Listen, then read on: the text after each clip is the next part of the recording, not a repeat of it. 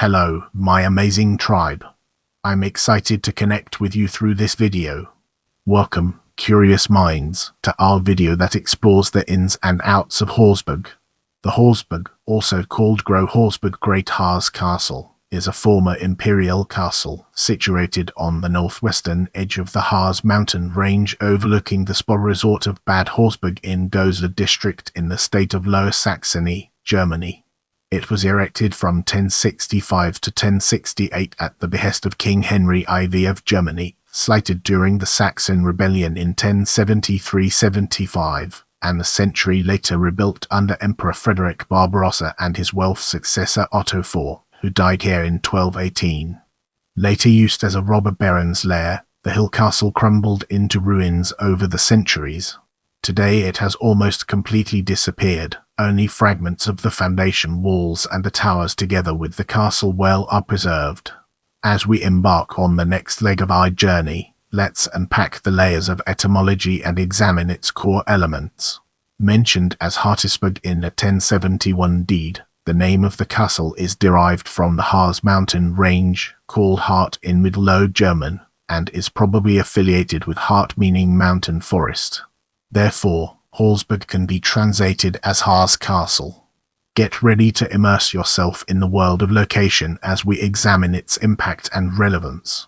The ruins of the Große Harzburg are located above the spa town and the Rad Valley, on the top of the Große Harzburg hill at a height of 482.8 m. The summit can be reached by the Berberg cable car and has an outstanding view past the neighbouring summit of Kleiner Berberg Convert in the northwest over the northern Harz foreland with the Harley Hill range and far into the North German plain. Southwards, the view goes over the densely forested mountains of the Harz National Park up to the Brocken Massif. The remains of the walls on the Große Berberg summit are open to the public. The layout of the castle and its remnants are explained on information boards at the site. It had two different Bergfrieds. The square one has been partially rebuilt in modern times. See photo. One interesting feature is the wide moat driven through the rock that separates the castle complex into an east and a west wing, linked by a modern stone bridge. The castle well drew drinking water from the nearby Saxon Brunnen, an enclosed spring in the woods. In medieval times, the water was transferred over several hundred meters in wooden pipes. The viewpoint on the northern edge of the castle plateau is marked by the 19 meters high canister column, erected in 1877 during the German Kulturkampf conflict in honor of Chancellor Otto von Bismarck on the 800th anniversary of King Henry's walk to Canister. In addition, the former castle grounds comprise the more than 200-year-old Bismarck Elm, a Harz Folkels Memorial Hall erected from 1928 to 1932, a modern statue of the alleged pagan god Krodo, as well as a restaurant. To the north, on the nearby hill of Kleiner Berberg, are the remains of the so-called Klein Harzburg Little Harz Castle Albach, and to the east on the nearby Saxenberg are the traces of a rampart, possibly constructed by the rebellious Saxons to besiege the Große Harzburg sea below. Now, let's shift our attention to history. Already in King Henry the Fowler had reached an armistice with the Hungarian invaders at nearby Werle Castle. In the 11th century, the Salian Emperor Henry II had made the imperial palace of Goslar one of his favourite residences. He did, however, arouse the disfavour of the local Saxon nobility and the Billung dukes, not only by his Franconian descendants, but also due to the expensive maintaining of his imperial court. Henry II died in 1056 at Bodfeld Castle, and when his son King Henry IV came of age in 1065, he soon renewed the Saxon conflict, laying claim to several domains around the Harz Mountains. Now, let's redirect our focus towards Henry IV and discover its significance in our narrative. During Henry's minority and the regency of his mother Agnes of Porto, the Saxon nobles had strengthened their position. The local Count Otto of Norheim, Duke of Bavaria since 1061, had even been involved in Henry's abduction during the 1062 coup of Kaiserswerth. In turn, the Große Harzburg Hartisburg was erected during a large-scale castle-building program in the Duchy of Saxony from 1065 to 1068. Intended as a demonstration of power in the Saxon mainland, the extended complex was strategically sited by King Henry's architect Bishop Benno I of Osnabrück, providing protection for the nearby Goslar imperial palace and the mines of Ramelsburg. Its walls extend right up to the steep face of the conical hilltop. At the time it was built, the castle was impregnable. Despite its defensive strength, the castle was also especially palatial. For example, it contained, amongst other things, an unusually large, three-roomed great hall and collegiate church, to which Henry had many relics transferred. He even had a sort of family vault built, in which he laid the mortal remains of his brother, Duke Conrad I of Bavaria, and his son, Henry, both of whom died young. According to the chronicler Lambert of Hersfeld, the Saxon Rebellion broke out when on 29 June 1073 several nobles marched against the king residing in the imperial palace of Goslar. Henry had to flee along with the imperial regalia into the walls of the Harzburg. The besieging forces led by Otto of Norheim and Bishop Burchard I of Halberstadt allegedly numbered 60,000, whilst his garrison only had 300 men.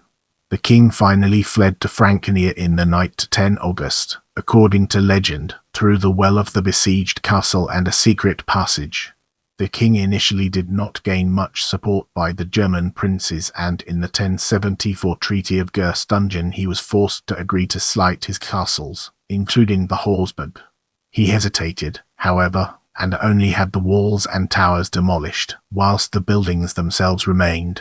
But in the spring of 1074 the Harzburg was plundered by annoyed peasants and completely destroyed. The collegiate church was not spared and the royal family tomb was desecrated. This incident prompted widespread indignation and gave Henry cause to advance with all his might against the rebellious Saxons again, and so, on 9 June 1075, the rebels were defeated at the Battle of Langensalza. Henry IV never returned to the Harzburg.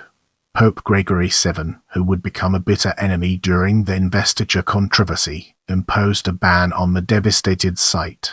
In January 1077, the king had to make the walk to Cancer to obtain the revocation of his excommunication. In this section, we'll be peeling back the layers of Hohenstaufens and Welfs to reveal its true essence. During the conflict of the Hohenstaufen Emperor Frederick I with the Welf Duke Henry the Lion, the rebuilding work on the castle continued until 1180. In January 1076 Henry had claimed the enfeoffment with Goslar and the Ramelsburg mines in turn for his support against the rebellious Italian cities of the Lombard League. The Duke was deposed in 1180, yet Frederick felt it was necessary to protect Goslar against Henry's forces. The complex was completed by Henry's son Emperor Otto IV, sole king of the Romans, upon his rival Philip of Swabia in 1208. He was crowned Holy Roman Emperor by Pope Innocent III the next year. However, the two fell out soon after.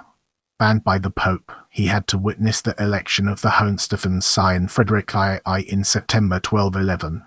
Defeated by King Philip I of France in the 1214 Battle of Bouvines, he retired to his Saxon homelands and died at the Harzburg on 19 May 1218. The fortress lost its immediate function as an imperial castle as Otto's brother Henry of Brunswick had to surrender the imperial regalia to the Hohenstaufen dynasty. In 1222 the Harzburg was awarded the title of Castrum Imperiali again. Relying on the existing imperial enfeoffment of the Harzburg seat, the character of the castle as an imperial fortress remained largely intact up to the time the Hohenstaufen dynasty became extinct and the castle was pledged to the Counts of Wernigerode in 1269. Get ready to immerse yourself in the world of later history as we examine its impact and relevance. The following centuries were characterized by frequent changes of ownership. About 1370 it was occupied by the Welf Duke Otto of Brunswick-Göttingen during the War of the Lüneburg Succession and entrusted to his ministerialist Hans von Schwitzelt against fierce protest raised by the Wernigerode counts. In the early 15th century the Harzburg was pledged as a fief to the three sons of Hans von Schwitzelt, who turned it into a robber baron castle and ravaged the surrounding Brunswick, Hildesheim and Halberstadt lands. The importance of the fortress decreased steadily, resulting in its slow decline. A rebuilding of the castle in the 16th century was never carried out due to the high cost. During the 30 Years' War, the castle changed hands several times, although its garrison remained intact.